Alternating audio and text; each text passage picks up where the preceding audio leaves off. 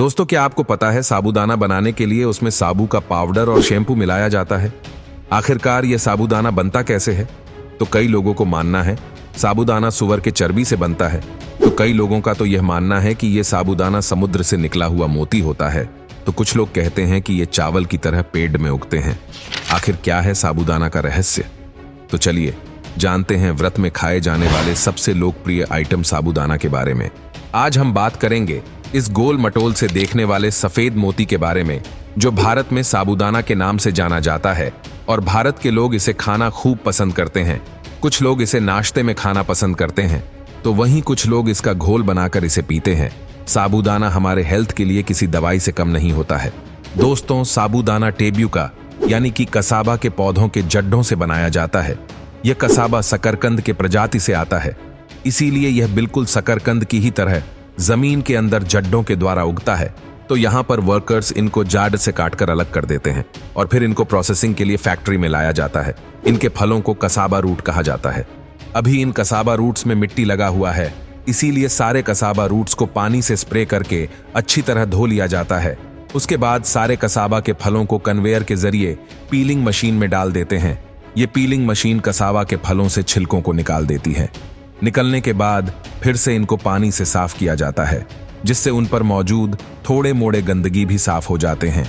यहाँ पर सारे काम मशीनों द्वारा ही किया जाता है। धो लेने के बाद इनका रंग बिल्कुल दूधिया सफेद हो जाता है और कई इलाकों में तो ये सब काम हाथों से भी किया जाता है।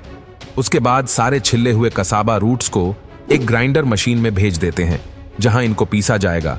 ग्राइंड करते समय इनमें खास तरह के केमिकल्स को भी मिलाया जाता है। ग्राइंड होने के बाद ये दूधिया रंग के रूप देखा जाता है।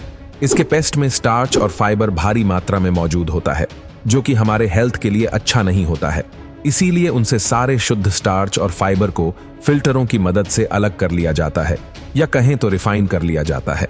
रिफाइन का प्रोसेस कंप्लीट होने के बाद अब उनमें जो पानी बचा हुआ होता है उसे नाली के द्वारा आप बाहर निकाल दिया जाता है, और वहीं दूसरी ओर फाइबर को अलग करने के बाद जो गूदा निकलता है उसे धूप में या फिर ओवन में तब तक सुखाया जाता है जब तक कि इसमें नमी की मात्रा घटकर 12% ना हो जाए। सूखने के बाद कसाबा का पाउडर बड़े बड़े चट्टानों के आकार में बदल जाता है। इसीलिए अब इनको फिर से मिल में ग्राइंड किया जाता है, यानी कि पीसा जाता है। दोस्तों, ग्राइंड होने के बाद यह आरा लॉट में बदल जाता है।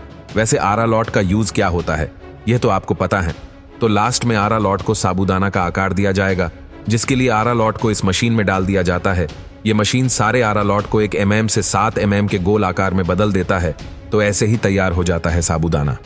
अब साबूदाना को अलग अलग क्वांटिटी के मुताबिक रंग बिरंगे पैकेट में पैक कर दिया जाता है, जिसके बाद ये मार्केट में जाने के लिए पूरी तरह से तैयार है।